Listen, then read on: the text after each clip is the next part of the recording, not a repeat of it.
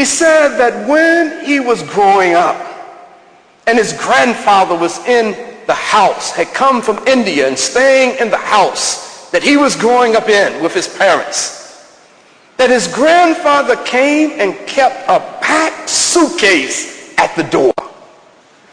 And for all of the years of his life, he saw this suitcase at the door. And respecting his grandfather so much, he didn't want to ask him, you know, Granddad, what's up with the suitcase? Well, you plan on going somewhere? So he said he didn't ask. He said he was a teenager before he asked his grandfather. And his grandfather said, I'm not going to be here long, so I'll keep my suitcase packed. So at the right moment, I don't even have to waste time. I'll grab my suitcase and I'll be out the door.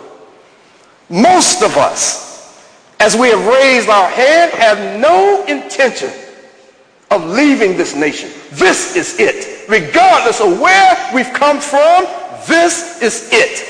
This is home. And you treat home differently than you treat some place that you're just visiting. The Prophet Muhammad ﷺ has made it clear that we should live in this world as if we're visitors. Don't be too heavy with all your possessions and all these things, because we're just passing through. But I'm not talking about that kind of visitation. This is home. You and I intend to be here. So, in 4 minutes that I've been signaling, and I have to tell you, Ahmad, I have a trick. I've developed a trick. With the timekeeper, I'll start talking to this side of the room, right? I won't even look over there anymore, but I know it's time for Maghrib, so I'll look in your direction so you can continue to signal to me the time. That you and I, let me jump a couple other points.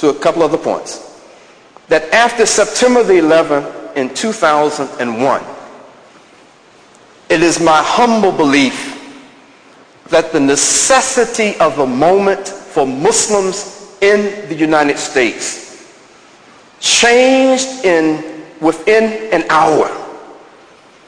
I work in public schools, and I was directing this program in this middle school, and I was walking through a classroom on that morning at about 9 something, and one of my substitute teachers, I was going to check on him, and I walked in there and I saw the planes going into the building.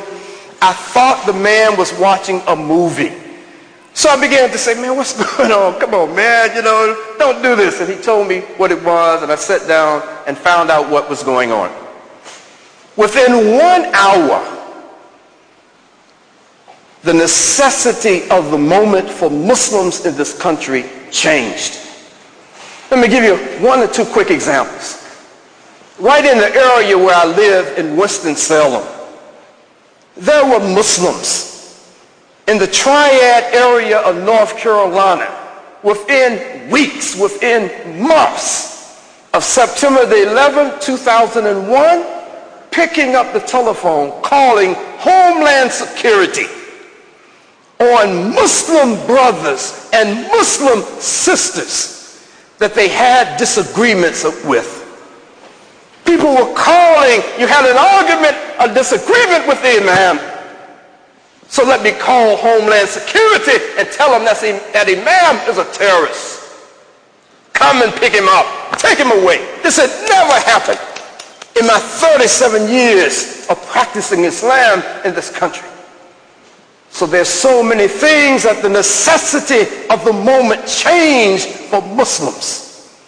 These young people growing up today as Muslims are growing up into a different land and environment in America than you and I, who've been here for a number of years. That America that we knew is gone. It's changed. And the necessity of the moment today is a different necessity. It demands, like the Prophet Muhammad ﷺ, like those righteous predecessors before us, to understand what time are we living in. Is it time for us to be divided amongst ourselves, to have power lust, to want to be the one to say, my masjid is doing this and yours is not. To say that I have more money, I have bigger buildings, that my people are smarter than your people, or does the necessity of the moment, if we're intelligent today, demand that you and I figure it out? What can we do out of necessity? Not just a good idea. Don't train these young people to think that it's America of the 1970s, America of the 1980s. That's gone. It's dead, and as they say on the street, it's dead and spanking. That's gone. It's history. Learn from the history. But don't teach these children some twisted, distorted fantasy about our environment that no longer exists. Prepare them to be that part of this ummah of the Prophet Muhammad ﷺ that can understand the necessity of the moment, that I can put down, that they can put down their selfish kinds of desires and interests. It doesn't mean erase it. Wait till they go on Hajj and you see on Hajj that the Bengali speakers are primarily sleeping beside the Bengali speakers.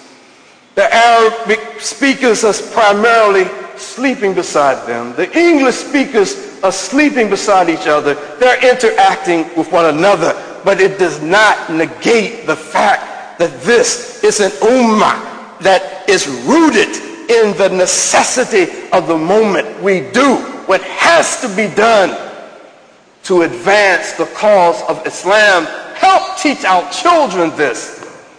Don't instill in our children ideas that you and I have harbored in our hearts for so long. So brothers and sisters, in closing, the necessity of the moment helps us to come up with something called operational unity. It means that if, and I'll use this as an example, one example.